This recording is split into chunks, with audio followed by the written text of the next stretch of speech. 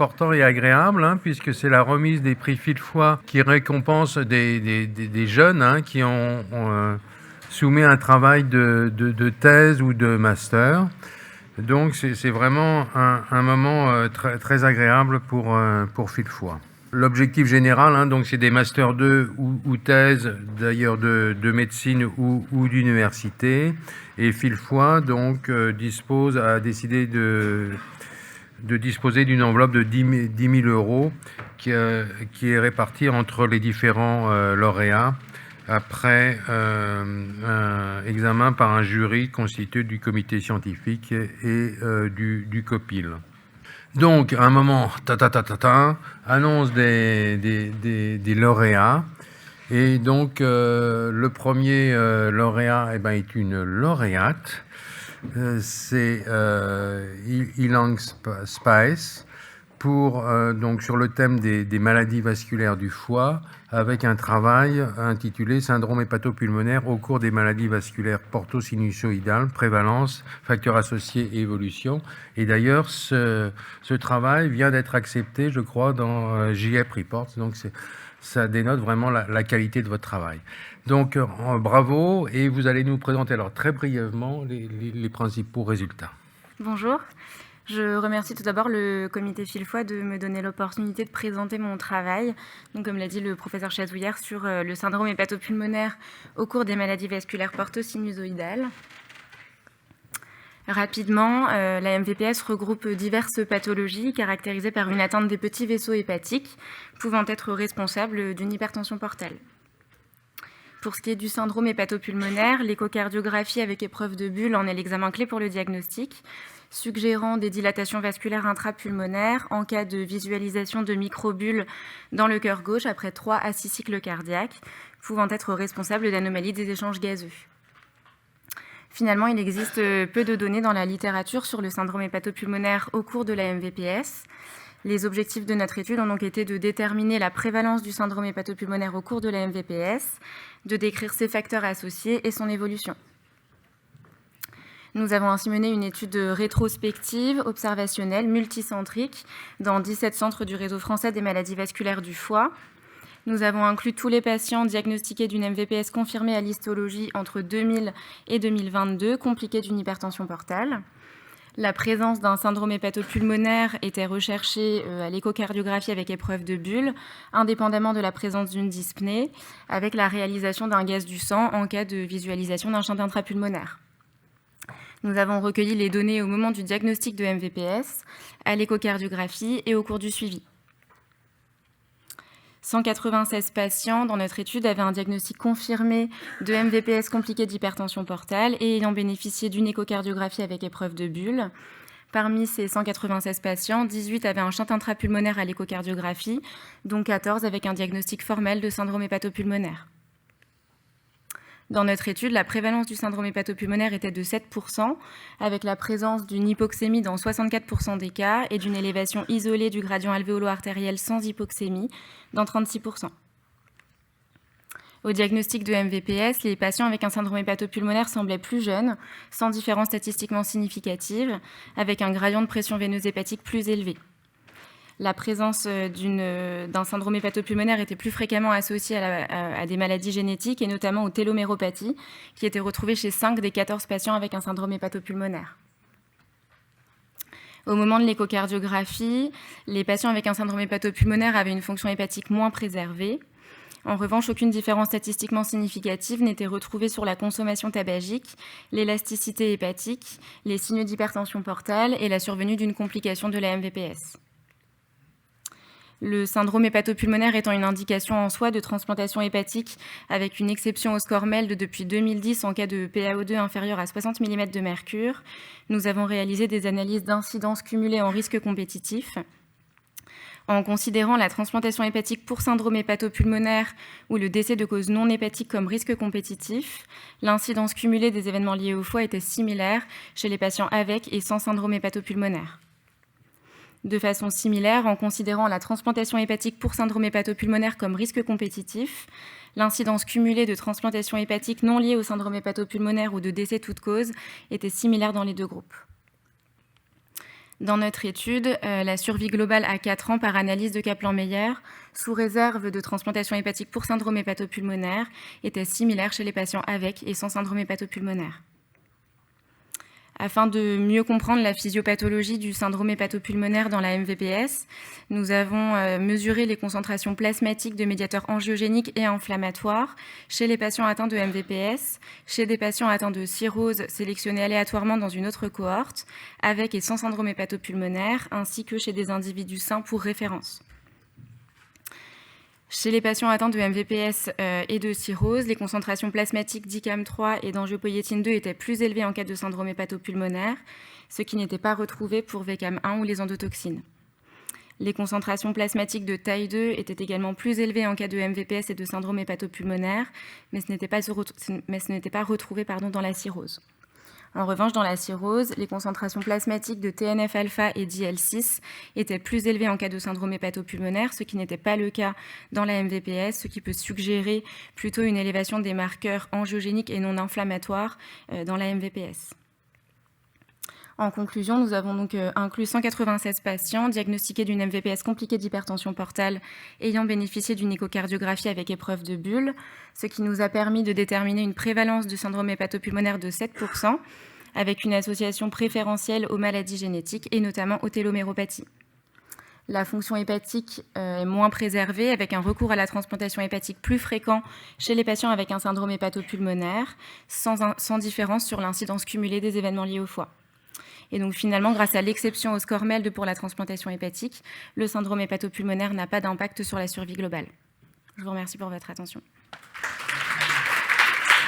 Donc là, nous passons au deuxième lauréat, là qui va plus concerner des maladies pédiatriques, donc avec Antoine Gardien, qui a fait donc une très belle thèse d'université intitulée « Optimisation d'une approche de thérapie génique pour la glycogénose de type 3 ».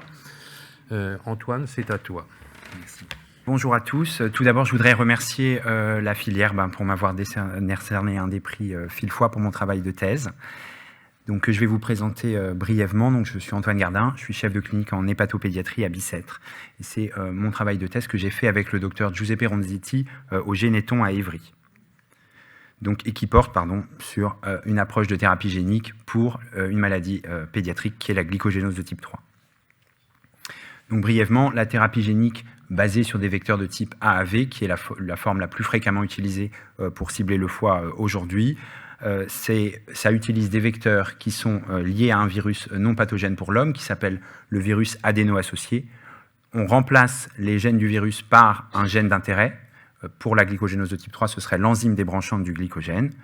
Donc on encapside le génome dans la particule virale, on l'injecte par voie intraveineuse, il va dans les organes cibles en fonction du tropisme de la capside, en pratique surtout le foie et les muscles dans ce qui nous intéresse. Et une fois dans les cellules, il va persister sous forme extra-chromosomique et permettre l'expression de la protéine en question et donc espérer corriger la maladie. Il y a un certain nombre d'essais en cours qui sont en cours pour des maladies du foie et du métabolisme. Et il y a 2 produits de thérapie génique qui sont autorisés ciblant le foie dans l'hémophilie A et B et qui sont actuellement commercialisés. Donc nous, la maladie qui nous intéresse, c'est la glycogénose de type 3, qui est une maladie dans laquelle on ne peut pas utiliser le glycogène du fait d'un déficit enzymatique dans l'enzyme débranchante du glycogène. Donc on va accumuler du glycogène anormal qui va conduire à une atteinte du foie et des muscles, donc principalement du foie à l'âge pédiatrique avec des hypoglycémies et d'une atteinte musculaire et cardiaque, surtout à l'âge adulte.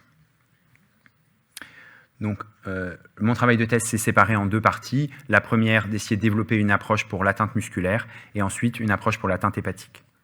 Donc, pour l'atteinte musculaire, je vais être rapide. Donc, on a injecté des souris de 3 mois avec un vecteur par voie intraveineuse et on a regardé 3 mois plus tard comment était le glycogène dans les tissus. Donc, vous voyez en bleu ciel en bas que par rapport aux souris qui sont non traitées, le glycogène est quasi complètement normalisé 3 mois après injection. On le voit aussi sur l'histologie avec la ligne du bas où la coloration violette, le PAS, marque le glycogène. Et on voit qu'à droite, les souris qui sont traitées ont une réduction très nette du glycogène.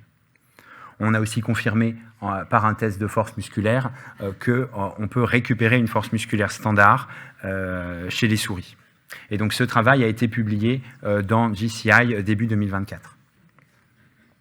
Donc il est possible de corriger l'atteinte musculaire chez l'animal avec un vecteur AAV. Donc ensuite, on a essayé de faire la même approche pour le foie. Et donc pour le foie, c'est quand même plus compliqué. Donc on a injecté un vecteur AAV par voie intraveineuse, on a fait des prélèvements de sang réguliers pour contrôler la glycémie, et on a analysé les souris 9 mois plus tard. Donc vous voyez en bas que les souris qui sont saines en noir ont une glycémie normale, les souris en rouge qui sont malades ont une glycémie abaissée, donc c'est attendu, et les souris en bleu sont les souris qui sont corrigées, et on voit qu'on a une correction, puis une perte partielle de la correction, avec quand même une correction qui est imparfaite à la fin de l'étude, 9 mois après injection. Et en fait, quand on regarde dans le foie des animaux ici, en noir, c'est la protéine GDE, et on voit que sur tous les animaux qui sont injectés, il y en a 5 qui ont une expression et 3 qui ont perdu l'expression. Donc pour une raison qu'on est en train d'investiguer, il y a une partie des animaux quand même qui perdent la correction avec le temps. Et donc ça, c'est en gros ce qu'on a fait sur le foie. On est en train d'essayer de publier ces résultats et de poursuivre l'optimisation de cette approche. Et juste pour finir, pourquoi on s'intéresse aussi à la glycogénose de type 3? Parce que la glycogénose de type 3, elle a plusieurs éléments qui sont communs avec les maladies hépatiques chroniques fibrosantes. Donc en pratique, des dommages cellulaires chroniques avec une élévation des transaminases, liées à la toxicité du glycogène, de la fibrose et l'apparition de tumeurs chez les souris âgées comme chez les patients adultes. Et donc, ce qu'on souhaite faire maintenant, c'est poursuivre l'optimisation d'une approche de thérapie génique pour l'atteinte hépatique de la glycogénose de type 3, mais aussi utiliser ce modèle de souris qu'on connaît bien maintenant comme un modèle de maladie hépatique fibrosante et de tester des nouvelles approches thérapeutiques, notamment des approches intégratives, puisque la GSD3 est une maladie pour laquelle le foie n'est pas normal, mais le foie n'est pas non plus trop sévère, comme dans une partie des cholestases génétiques, par exemple, où, à mon avis, l'utilisation des AAV est illusoire. Et donc, pour finir, je voudrais remercier évidemment tous ceux qui ont travaillé avec moi sur ce projet, puisque ce ne sont pas que mes résultats, il y a beaucoup de gens qui m'ont aidé là-dessus, et notamment mes 2 directeurs de thèse, Giuseppe Ronziti et Fabienne Rajas, et bien sûr, vous, pour votre attention. Donc maintenant, j'ai le plaisir de remettre un prix à Darina Batcheko pour son travail, alors concernant également toujours les maladies pédiatriques, intitulé, donc ça c'était un Master 2, lutter contre l'atrésie biliaire, de la découverte des mécanismes aux nouveaux modèles et traitements. C'était un titre très ambitieux, mais avec des résultats très intéressants. Darina, tu vas nous présenter ça brièvement. Un projet porte sur l'atrésie biliaire ou l'AVB, une maladie rare du foie du nouveau-né. Elle se caractérise par la destruction de l'arbre biliaire et un flux biliaire bloqué. Sans traitement, il progresse rapidement vers une cirrhose et l'insuffisance hépatique. Et pour l'instant, il n'y a aucun médicament de traiter ou arrêter l'évolution de cette maladie, qui reste la première cause de transplantation hépatique chez les enfants. Et mon projet avait un objectif de comprendre quelle est la cause de cette maladie pour développer des traitements ciblés. Mon projet repose sur des résultats génétiques de mon laboratoire. Grâce au séquençage d'exomes entiers des familles de patients AVB, on a sélecté les variantes rares génétiques récessives et délétères. En utilisant l'outil bioinformatique, on a trouvé que chaque patient porte une accumulation de variants rares dans les voies cellulaires fortement interconnectées d'autophagie, le trafic cellulaire et le cil primaire. Avec ça, on a formulé l'hypothèse que les altérations de chevaux chez les patients peuvent être impliquées dans le développement de l'atrésie des voies biliaires. Pour tester notre hypothèse, un obstacle important est ce qu'il existe peu de cellules de voie biliaire, de cholangiocytes, à la fois intra- et extra-hépatiques, à étudier au moment du diagnostic. Et la solution à ce problème a été la culture des organoïdes biliaires en 3D. Ces organoïdes permettent d'obtenir des cellules de cholangiocytes en culture organisées dans une monocouche et de forme sphéroïde. Et ce type de culture nous permet la réalisation de toutes les analyses standards, mais surtout de tester leur fonction en comparaison avec des contrôles. Et la culture primaire des organoïdes biliaires difficile nécessite une expertise spécifique. Mais nous avons réussi à établir des lignes des organoïdes de matériel de patients non AVB et AVB. Et on peut voir que les organoïdes AVB présentent une croissance plus lent et aussi ils prennent la structure sphéroïde plus déformée en comparaison avec les témoins. Ces cultures, réalisées en dehors de tous les environnements de foie fibrotique et cholestétique, nous permettent d'étudier des processus spécifiques aux cholangiocytes. Et pour tester notre hypothèse sur des cholangiocytes, nous avons étudié la protéine PCOS2 qui est dégradée par la voie d'autophagie et un marqueur clé de ce processus. Quand on utilise l'inhibiteur d'autophagie sur les organoïdes contrôle, on voit l'accumulation de PCOS2, donc le rouge ici, et on voit le même phénomène dans les organoïdes des patients AVB, surgissant en défaut d'autophagie. Et pour tester l'effet du défaut d'autophagie sur la fonction des organoïdes biliaires, nous avons étudié leur capacité de sécrétion. En présence de force choline, les organoïdes sains commencent à sécréter de l'eau. Ça manifeste par l'augmentation de leur diamètre. Et en présence d'inhibiteurs de l'autophagie, ce phénomène ne se produit pas.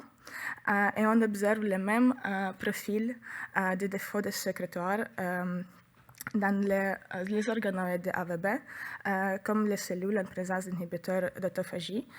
Et aussi, nous avons également testé la fonction des barrières des organoïdes en utilisant un test au FITS-dextran. Donc, cette molécule fluorescente ne traverse pas les barrières saines. Et cependant, dans les organoïdes soumis à une inhibition d'autophagie, et ceux des patients d'AVB, nous pouvons observer une accumulation de signaux fluorescents dans les lumières, indiquant des défauts de perméabilité.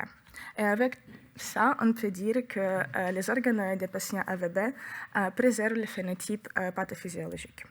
Et en conclusion, nous faisons l'hypothèse que le défaut d'autophagie et des voies cellulaires proches dans les cholangiocytes peut être impliqué dans le développement de l'AVB. Et dans mon travail, j'ai établi un outil qui nous permettra de mieux caractériser le phénotype de ces cellules. Et dans un futur proche, ce modèle nous permettra de tester différentes hypothèses pathophysiologiques et d'identifier des potentiels traitements. Et ce travail se poursuit dans le cadre de ma thèse sous la direction du Dr Moulier Gérard Ganna Panasiuk à l'Institut Necker Enfants Malades. Et nous sommes ouverts à toute collaboration et intéressés par les futurs partenariats. Et merci encore pour la reconnaissance de ce travail et pour votre attention. Donc Paul Lédec, pour son travail là, de thèse de médecine sur... alors, on quitte les organoïdes et les gènes là, pour l'embolisation splénique partielle, dans donc une expérience multicentrique française. Paul, vas-y. Alors tout d'abord, je remercie toute la filière Fil-Foie pour m'avoir décerné ce prix, et également le professeur Dumortier qui a été mon maître de thèse de médecine tout au long de ce travail qui a duré plusieurs années. Donc ça a porté sur l'embolisation splénique partielle dans le cadre de la prise en charge de l'hypertension portale, compliquée d'hypersplénisme. Donc rapidement, l'embolisation splénique partielle, c'est une technique de radiologie interventionnelle qui a été décrite par un radiologue américain en 1971, qui a pour but en fait de libérer les plaquettes séquestrées par la rate en embolisant par voie artérielle environ à peu près 50% de la rate. Donc c'est les imageries que vous pouvez voir par voie radiologique. Vous voyez là le pôle inférieur de la rate qui est dévascularisé. C'est un intérêt particulier à l'époque dans le cadre du traitement par interféron, pour maintenir l'interféron qui était limité par la thrombopénie. Et en effet, il y a à peu près 60% des cirrhotiques qui ont une thrombopénie, dont 20 à 30% une thrombopénie sévère, plus ou moins symptomatique. Donc, comme je l'ai dit, c'est utilisé principalement pour l'interféron pégylé, mais ça a été également utilisé pour des interventions radiologiques ou chirurgicales, ainsi que pour des saignements périphériques, notamment des patients qui ont des épistaxis répétés. Il y a d'autres applications reconnues qui sont les douleurs en lien avec le volume de la rate pour des gens qui ont des rates de plus de 20 à 25 cm parfois. L'augmentation des leucocytes, bien que l'indication soit discutée vu qu'il y a des facteurs de croissance pour les chimiothérapies. Pour l'anémie, c'est pas très prouvé que ça marche. Et il y a eu quelques essais, notamment asiatiques, qui montraient des effets hémodynamiques sur la diminution de l'hypertension portale, l'amélioration des fonctions de synthèse hépatique, et éventuellement la diminution de l'encéphalopathie hépatique post-TIPS. Ça a fait l'objet d'un travail précédent par Tour en 2012, je crois. Le problème, c'est la tolérance extrêmement médiocre, avec un post-embolisation qui est quasiment systématique dans à peu près 80% des cas, qui traduit une hospitalisation prolongée avec fièvre, douleur notamment, et surtout il y a des complications graves, voire mortelles, que sont les abcès de rate, les thrombosportes et les décompensations de cirrhose parfois graves. Donc le but, c'est un petit peu de refaire le point de façon rétrospective sur l'efficacité avec l'ensemble des indications, également sur les complications de l'embolisation splénique partielle pour hypersplénisme en lien avec l'hypertension portale, en se disant que peut-être avec les années, vu que c'est une technique ancienne, il y a une amélioration des techniques et moins de complications. Donc très rapidement, on a inclus des patients de 98 à 2023. C'était une étude multicentrique avec notamment Avicenne, Lyon, Tours et quelques autres centres. Donc on a inclus toutes les procédures pour hypersplénisme par hypertension portale, cirrhotique ou non. Les suivis étaient classiques. Donc les critères d'efficacité principaux, on a pris les indications qui étaient reconnues. Donc les 3 reconnus, c'est les traitements, qu'ils soient médicaux ou radiochirurgicaux, les hémorragies périphériques ou sur hypertension portale et la douleur. On n'a pas analysé l'amélioration de l'encéphalopathie hépatique post-TIPS, comme ça avait fait l'objet d'un précédent travail et que ce n'est pas vraiment prouvé. Et on a regardé un petit peu les améliorations des paramètres biologiques, ainsi que les récidives hémorragiques en lien avec l'hypertension portale, et évidemment les facteurs associés avec la réussite. On a fait un petit peu la même chose avec les complications, en regardant les facteurs associés avec les complications modérées et sévères. Modérées, c'était surtout les décompensations transitoires d'hépatopathie, et sévères, c'était tout ce qui était abcès de rate, les épanchements pleuraux drainés, les décompensations hépatiques sévères et prolongées, et les thrombosportes avec hypertension portale secondaire. Et on a également analysé la survie avec les facteurs associés. Donc rapidement, il y avait 77 patients cirrhotiques et 14 patients non cirrhotiques. C'était principalement des cavernomes portes. Il y avait 2 bilharzioses et 2 carolies dans les non cirrhotiques. Il y avait 21 patients qui avaient une thrombosporte à l'inclusion. C'était principalement des hépatopathies compensées. Il y avait 24 child B et 7 dans les cirrhotiques et 7 child C. Il y avait quand même une majorité de patients qui avaient une hépatite C, donc l'indication c'était l'interféron. Et le chiffre médian de plaquettes était bas, c'était à 48. Donc les indications principales, c'était principalement l'interféron, enfin les médicaments. Il y avait quand même 16 patients pour qui c'était pour des interventions et 4 patients pour des chimiothérapies, en lien avec les plaquettes basses et les leucocytes bas. On a eu 20% de patients pour qui c'était des hémorragies. L'indication principale était le caractère hémorragique. Et la douleur concernait à peu près 10% des patients. Et c'était notamment le cas pour les patients qui avaient des thrombosportes, enfin des cavernomes portes et des hépatopathies, des hypertensions portales non cirrhotiques, pardon. Il y a eu 20 patients qui ont eu un TIPS pendant ou proche de la même procédure. Et ce qui est intéressant, c'est qu'il y a quand même 20% des patients qui n'ont pas d'antibioprophylaxie pendant le geste, parce qu'on sait que les abcès de rate, ça peut être très sévère et c'est plusieurs mois d'hospitalisation. Donc peut-être qu'il y a une méconnaissance de la technique dans certains centres qui ont entraîné des complications. Et la durée de l'antibiothérapie moyenne était de 7 jours. Donc maintenant l'efficacité.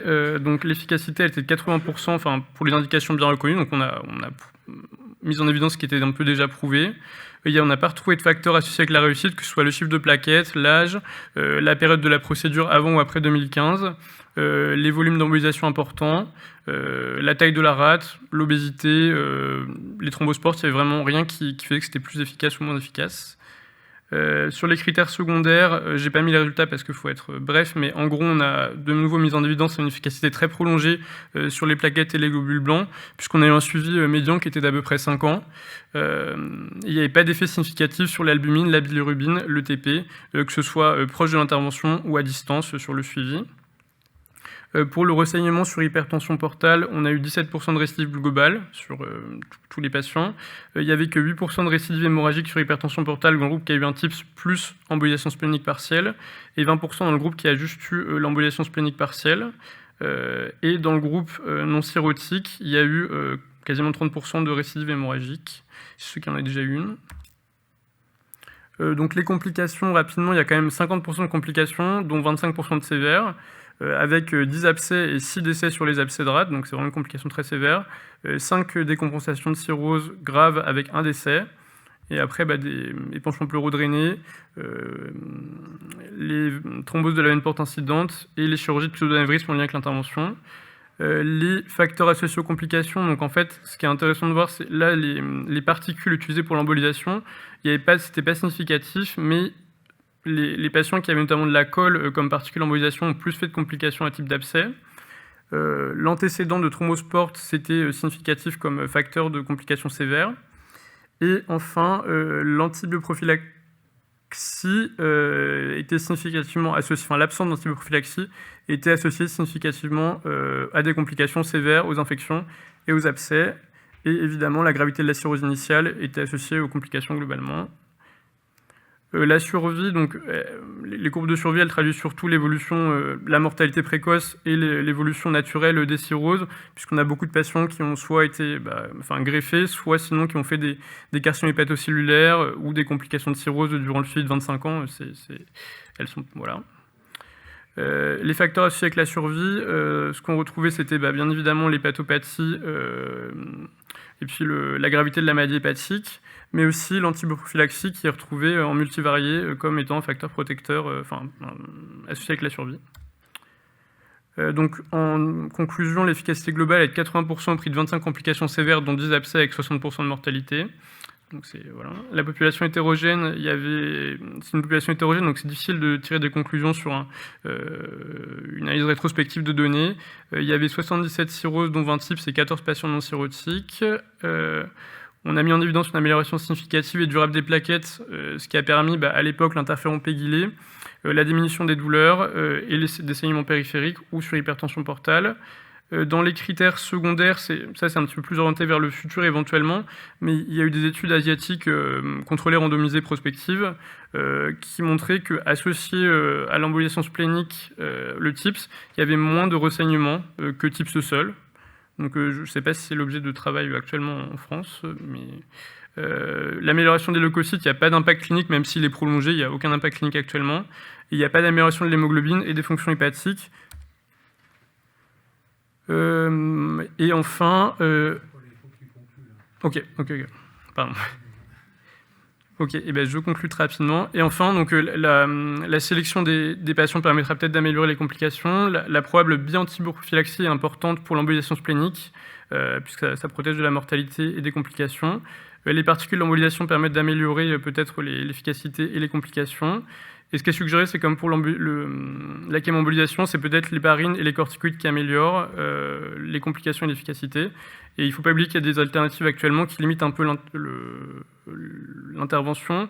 Et actuellement, pour les maladies rares du foie, ce que je peux dire, c'est que peut-être il y aurait un intérêt pour notamment le côté douleur et les gens qui ont des grosses rates de 20-25 cm, ou qui ont des complications mécaniques, type compression de l'estomac ou compression des autres organes, qui font moins de complications et qui peut-être en ayant tout l'antibioprophylaxie, l'héparine et les corticoïdes seraient peut-être des bons patients à sélectionner.